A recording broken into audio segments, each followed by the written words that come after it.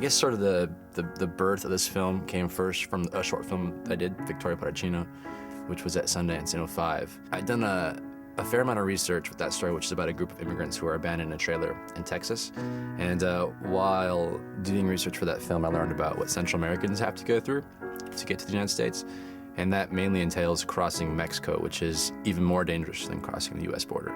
I realized if I wanted to do that movie, I would have to go down there myself and see with my own eyes what it was like. Plan was to go to Chiapas, which is in the southern part of Mexico, meet immigrants, interview immigrants, go to shelters, go to organizations that work for immigrant rights, and then go to prisons as well, where there were gang members that were involved in the immigrant trade and sort of like integral to that whole sort of Wild West world of these immigrants riding on top of freight trains and crossing Mexico. And then the final part was the idea of like riding the train. Earlier that evening, my friend Pato, this friend of mine from Mexico, he went around saying, yeah, my friend here, he's looking for protection, he has money.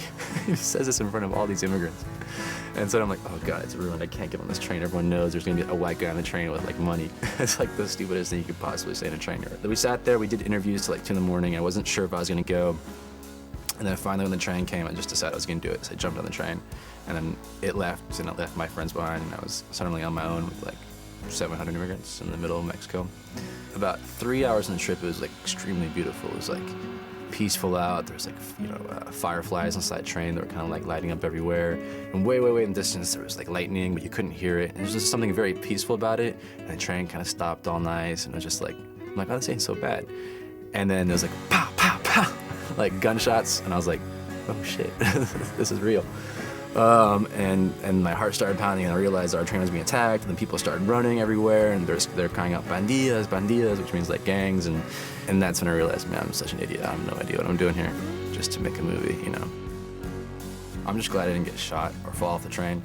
And that was actually kind of the amazing part about it, because you are going through real dangers with these immigrants. Everyone looks out for each other, we feed each other. When someone's tired, we stand over each other so no one rolls off the train. Because that's what happens, like after like 2 days or 3 days of being on the train, not being able to sleep, trying to be vigilant the entire time, you eventually run out of steam, and just like even standing up, you could just fall asleep. And then what we would do is like we'd just take turns on naps, and we just stand over each other, make sure, with our legs, to make sure someone just didn't roll off. I think that was really important for me to understand sort of like the psychology of the trip too. It was just like everyone's looking out for each other along the way and protects each other, because, even though they know they're in God's hands, it's like they're the ones that are the sort of the foot soldiers in this journey. 13 hours in the trip, like it was in the middle of the day, it was like no water, we're all hot and like really thirsty, and someone asked like, what are you doing here? Like what are you doing on this train? I was like, oh, I think I want to like write a movie, which sounded ridiculous. They just wanted to make sure that I told the story properly, and we're happy that I was there to see it with my own eyes, even if I wasn't, Mexican or Central American. I was just a gringo. It was okay. Hi, my name's Cary Fukunaga, and my film is Nombre, premiering in dramatic competition at Sundance this year.